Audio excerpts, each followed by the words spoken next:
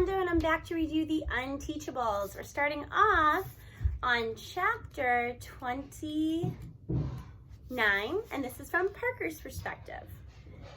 It's worth all the hard work to see Mr. Kermit's face when he recognizes his car, brand new and so much better. Although, how could it be any worse than when he left it, being shoveled up off the entrance to the parking lot? I tap on the gas and listen as the roar echoes off the front of the school building. Some cars purr like a kitten. This one screams like a howler monkey, all thanks to 585 horses under the hood, if it had a hood. Howler monkey. I saw it in a book a couple days ago. At first it looked like holy workmen, but I figured it out in record time. That's been happening faster and faster lately, thanks to the extra reading help Mr. Kermit has gotten me. And not just me. Ribbit helped every kid in our class. There's no way we could ever thank him enough for what he's done. But that doesn't mean we can't try. That's why we rebuilt his car for him. And that's why I have to use the science fair project to totally blow the judges' minds and save his job. Grams regards the large eggplant in her lap quizzically. I can't imagine why I brought this pocketbook, she complains. It doesn't match anything I wear. Please don't squeeze it, I request. It's the blue plate special at the local table tonight. If I'm driving, there had better be farm business involved. At that moment, Kiana raises her arm and drops it. The high sign, I stomp on the gas. Even I'm shocked by the burst of acceleration as those 585 horses hurl us forward at breakneck speed. In a heartbeat, the others are far behind me in the rearview mirror. The feeling of raw power is so awesome that when we run out of the driveway, I almost forget I'm the one who's steering the car. At last, I yank on the wheel. We thump onto River Street and fly down the block, tires barely touching the pavement. According to Jake, this engine should get us from 0 to 60 in 4.6 seconds. By now, we've got to be just about there. As we pick up speed, Rame's banner unfurls from the car's old-fashioned radio antenna. I can see it in the mirror, fluttering in the slipstream behind us. The expertly painted words of the message we need to deliver beyond any other. Fire Ribbit? No way! My classmates are jumping up and down and cheering, so it must be open and readable. The adults aren't moving at all, which might be from shock. We didn't tell Jake or Miss Fountain about the banner part, and of course Mr. Kermit himself didn't suspect any of this until a few seconds ago. He might not even know he's Ribbit. Then everybody's gone as I screech around the corner to circle the block. That's the plan, a quick loop of the school, banner flying, and back up the driveway to stop at the judges' feet so they can examine this monster engine, every inch of it built by us. By this time, Grams is enjoying the ride. Where are we going, kiddo? The senior center, like always, I reply, with a short detour to impress the judges. Judges? She echoes in a strange tone. Don't you mean firemen? No, Grams, they're judges, I explain patiently. This is a science fair project. She frowns. Then who's going to put out the fire? That's when I spot tongues of bright orange flame in the rearview mirror. I panic. The car's on fire! Grams is totally calm. No, it isn't, kiddo. It's the rag we're towing. The banner! I risk a glance over my shoulder. She's right. The heat of the tailpipe set fire to the bedsheet fabric we used to make the banner. Come to think of it, Jake mentioned that he filled the gas tank with racing fuel to get maximum performance for the judges. It burns really hot. Yeah, no kidding. What should I do? If I stop, then we won't win the science fair and Mr. Kermit will be gone. But how can I drive a car that's on fire? Well, technically the car isn't burning, just a sheet attached to the radio antenna. Already, Fire Ribbit? No way! Is down to Fire Ribbit? No. W. It looks like we want him to get fired right now. That's the opposite of the message we're trying to send. I wheel around another corner. Since I can't stop, I speed up, flooring the gas pedal again. Maybe the wind will put out the fire. Instead, it fans the flames. The banner whips from side to side, leaving glowing embers dancing in the air. The next time I look back, a honeysuckle hedge is ablaze. This is definitely not covered under my provisional license. Nice moves, kiddo, Grams cheers. I never knew you were such a good driver. All the months I've been driving Graham, she doesn't notice my skills until I'm laying waste to the neighborhood. As I streak back toward River Street, I leave a line of smoldering bushes in my wake.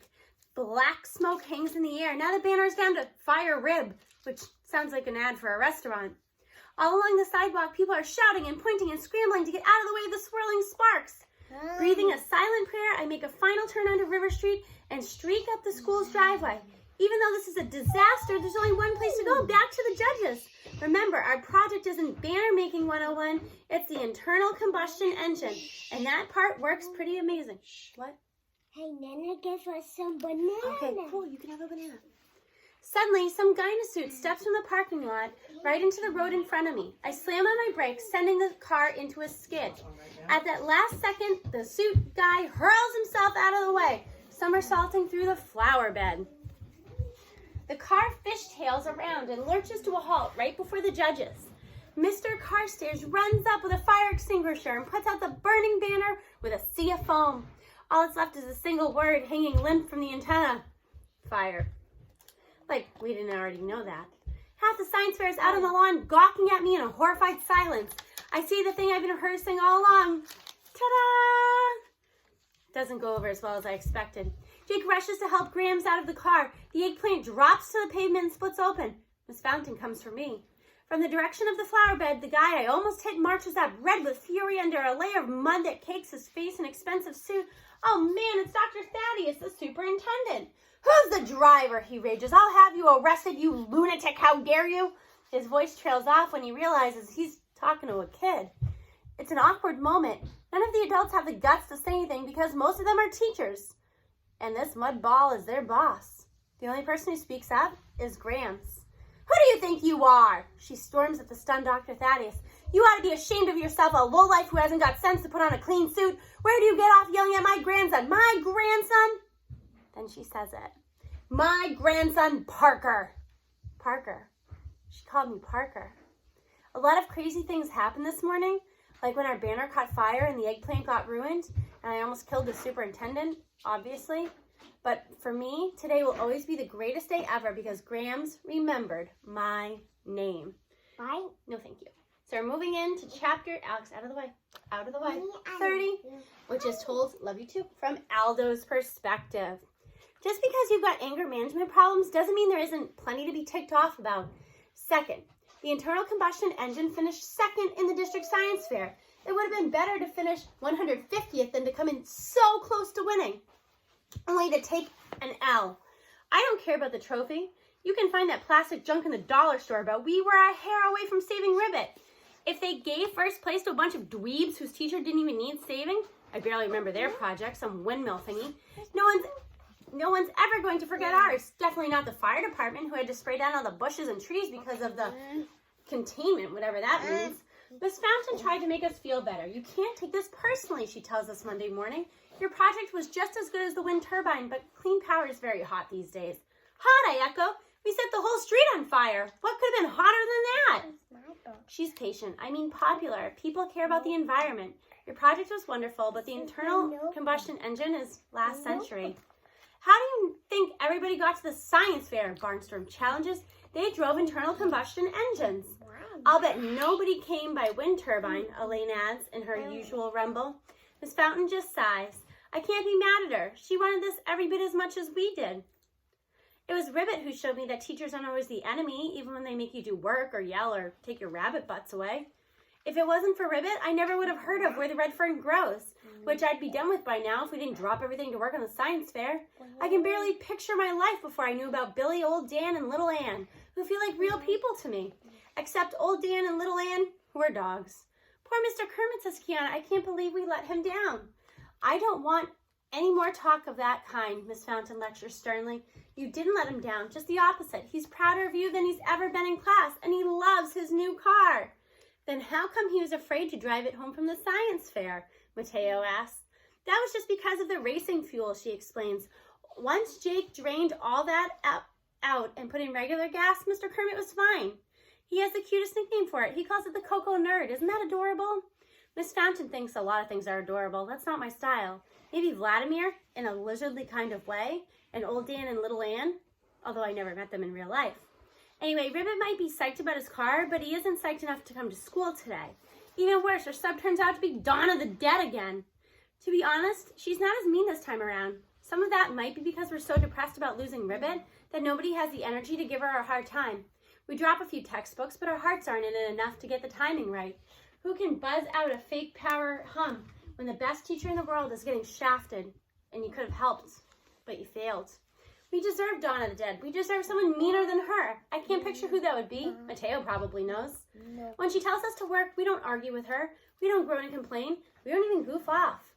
I'm just as happy to get back to Old Dan and Little Ann. It might take my mind off Ribbit and how he blew it for him.